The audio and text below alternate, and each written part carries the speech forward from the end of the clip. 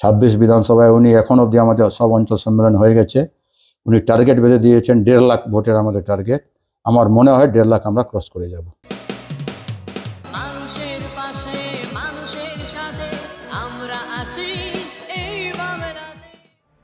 আপনারা দেখছেন সংবাদ শিরোনাম। দেখলেন তো অনেক কিছু, এবার দেখুন নতুন কিছু। দীর্ঘদিন ধরে শিক্ষকতা করে গেলেন এবং শিক্ষকতার সাথে সাথে মানুষের যে পরিষেবা দিতে হবে তার সঙ্গে এবং মানুষের যে উন্নয়নগুলো প্রকল্পগুলো রয়েছে সেগুলো বাস্তবে রূপ দেওয়ার জন্য সোনারপুর অঞ্চলে কিন্তু দীর্ঘদিন ধরে কাজ করে চলেছে। শাসক দলের 2011 সাল থেকে পথ চলা শুরু। আমরা পেয়েছি সোনারপুর অঞ্চলের অঞ্চল সভাপতিকে। দাদা, একদিকে শিক্ষকতা, ওইদিকে ছাত্র পড়ানো, অপরদিকে মানুষের যে কাজ করে চলেছেন, দুটো একসাথে কিভাবে সামলাচ্ছেন? আমি সার্ভিস করছি 93 থেকে, কিন্তু আমার একটা নেশা ছিল কি সামাজিক কাজকর্ম করার। আমি মোটামুটি 28 বার ব্লাড ডোনেশন ক্যাম্প করেছিলাম সামাজিক হিসাবে। এক সময় 96 থেকে আমি বামপন্থী করেছিলাম। তারপরে আমাদের দিদির অনুপ্রেরণায় এবং আমাদের মাননীয় বিধায়ক সাহেবের অনুপ্রেরণায় আমরা তৃণমূলে যোগ দিই। তো 2011 থেকে এখন অবধি তৃণমূল করি। 2016 সালে আমাদের মাননীয় বিধায়ক সাহেব এবং আমাদের দল আমাকে অঞ্চল সভাপতি, সোনারপুর অঞ্চল সভাপতির দায়িত্ব দিয়েছিলেন। এখন অবধি সেটা আমি ভালোভাবে পালন করার চেষ্টা করেছি। 2011 সালে শাসক দলের হয়ে আপনার যোগদান, তার আগেও বামফ্রন্টের আপনি ছিলেন। দুটো সরকারই দেখেছেন, একটা বামফ্রন্টের আমলের সরকার, একটা তৃণমূলের আমলের শাসক দলের সরকার। কি কি পরিবর্তন দেখলেন এই যে 13-14 বছরে? অনেক পরিবর্তন। আমি বামপন্থীতে অনেক বড় জায়গায় আছে, জেলা কমিটিতে ছিলাম, এলসিএম ছিলাম, কিন্তু নামের ছিলাম, কাজ করতে পারছিলাম না। যারা নেতৃত্ব ছিল ওরা করতে ছিল, কিন্তু বলে কি ওনারা বলতেন কি আমাদের একটা সংগঠনের মান মর্যাদা নিয়ে কাজ করি।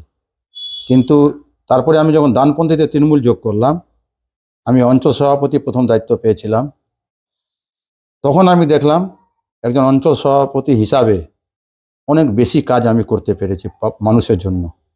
আমাদের যত ডেভেলপমেন্ট কাজ, পঞ্চায়েতের কাজ বলুন, বিডিও অফিসের কাজ বলুন, এমএলএ সাহেব ফান্ড থেকে যেটা কাজ হয়, জেলা পরিষদ থেকে হয়, অঞ্চল সভাপতিকে একটা সম্মান দিয়ে ওনারা কাজটা করান।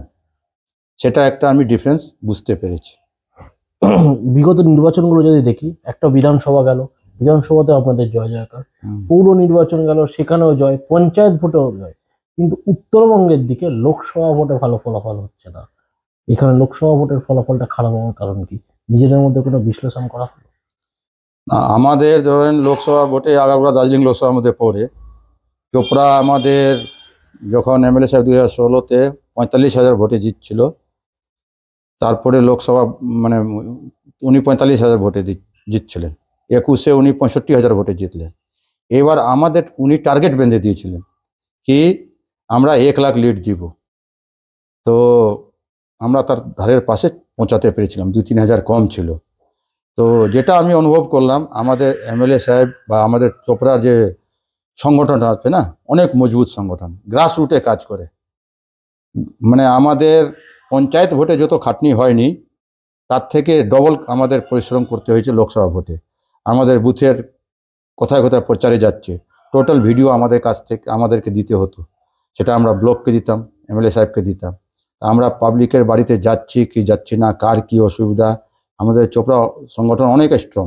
তারপরেও আমাদেরকে এভাবে মাঠে নামতে হয়েছে। এমএলএ সাহেবের নির্দেশ ছিল যে আমরা 1 লাখ টার্গেট করব, সেটা আমরা পৌঁছাতে পেরেছি। 26 বিধানসভায় উনি এখন অবধি আমাদের সব অঞ্চল সম্মেলন হয়ে গেছে। উনি টার্গেট বেঁধে দিয়েছেন 1.5 লাখ ভোটের আমাদের টার্গেট। আমার মনে হয় 1.5 লাখ আমরা ক্রস করে যাব। মুখ্যমন্ত্রী নেতাজি ইন্ডোরের সভা হলো, মুখ্যমন্ত্রী একাধিক বার্তা দিয়েছিল। ভুয়ো ভোটার নিয়ে এখন সারা বাংলায় তৎপরতা দেখা যাচ্ছে। আপনার অঞ্চলে আপনি কি কি উদ্যোগ নিলেন? আমাদের অঞ্চলে আমরা পরশু থেকে অ্যাপগুলোতে গিয়ে এখন অবধি মোটামুটি 400-500 আমরা চেক করেছি। একটা ভুয়ো ভোটার এখন অবধি ধরা পড়েনি আমার সোনাপুর অঞ্চলে। আজকে আমার অঞ্চল মিটিং ছিল, কিন্তু ব্লক কোর কমিটি মিটিং থাকার কারণে আজকে অঞ্চল কমিটিটা আমরা ক্যান্সেল করেছি। আগামীকাল অঞ্চল মিটিং আমরা বর্ধিত অঞ্চল মিটিং ডেকেছি। অলরেডি ছেলেরা বুথে বুথে কাজ করতেছে। আজকে এমএলএ সাহেব এবং আমাদের মাননীয় ব্লক সভাপতি নির্দেশ দিয়েছে কাল থেকে সবাইকে মিলে 4 দিনের মাথায় টোটাল অঞ্চলের রিপোর্টটা 9 তারিখ আবার ব্লক কমিটি মিটিং হবে এখানে প্লেস করার জন্য। যদি কোনো ডাবল ভোটার বা ভুয়ো ভোটার থাকে এটা স্ক্রিনশট করে রেকর্ড করে আমাদের জমা দিতে বলেছে। কিন্তু আজকে যা রিপোর্ট দেখলাম আমরা ব্লক কোর কমিটি মিটিংয়ে, আমাদের চোপড়া ব্লকে এখন অবধি একটাও ধরা পড়েনি। কিছুদিন ধরে একটা রদবদলের হাওয়া চলছিল, যে কিছু জায়গায় জেলা সভাপতি, অঞ্চল সভাপতি, বিভিন্ন রদবদল হবে, কিন্তু দেখা গেল নেতাজি ইন্ডোর থেকে সেরকম কোনো বার্তা মুখ্যমন্ত্রী দিলেন না। তাহলে কি এটাই বোঝা যাচ্ছে পুরনো যাদের ওপর দায়িত্ব ছিল সেই দায়িত্বই পার করতে চলেছে আগামী বিধানসভা নির্বাচন? হ্যাঁ, এখন দেখেন আমাদের মাননীয় মুখ্যমন্ত্রী যেটা নির্দেশ দিয়েছে, উনি বলেছেন দেখবো আমি, অভিষেক ব্যানার্জির কথা উনি বলেছেন, যেটা রিপোর্ট আসছে মিলিয়ে উনি যে কাজ করবেন তাকে রাখবো, যে কাজ করবে না ওনাকে সরাবেন। এখন এটা রাজ্য কমিটির ব্যাপার, এখানে আমার কোনো কমেন্ট না করাই উচিত আমি মনে করি। সোনারপুরবাসীর উদ্দেশ্যে কি বার্তা থাকবে? সোনারপুরবাসী আমার চোপড়া বিধানসভার মধ্যে সব থেকে শান্ত গ্রাম পঞ্চায়েতের মধ্যে আসে। সোনারপুরবাসীকে একটাই বলবো, সবাই ভালো থাকুক, সুস্থ থাকুক, আর যে হারে ডেভেলপমেন্ট হচ্ছে এই ডেভেলপমেন্টের দিকে তাকিয়ে মানুষ ভোট করুক। একদিকে যখন মুখ্যমন্ত্রী কর্মীদের ওপরে আস্থা রেখেছেন, কর্মীরাও কিন্তু বলছেন সরকারি প্রকল্পের জোরেই কিন্তু বিগত নির্বাচনগুলোতে জয় এসেছে, সেটা ফলাফলই বলছে। তারাও আশাবাদী যে এই জয় কিন্তু আগামী বিধানসভায় হবে। এবং মুখ্যমন্ত্রী যে বার্তা দিয়েছেন ভুয়ো ভোটারদের ক্ষেত্রে, তারা কিন্তু বর্তমানে তৎপর, তারা বাড়ি বাড়ি যাচ্ছেন এবং মানুষের সাথে কথা বলছেন। এক কথায় মুখ্যমন্ত্রীর নির্দেশ যে তিনি অক্ষরে অক্ষরে পালন করছেন, এবং সর্বশেষ বিধায়কের কথাও তিনি বললেন, বিধায়কের নির্দেশও তিনি যে অক্ষরে অক্ষরে পালন করছেন তা তিনি বুঝিয়ে দিলেন।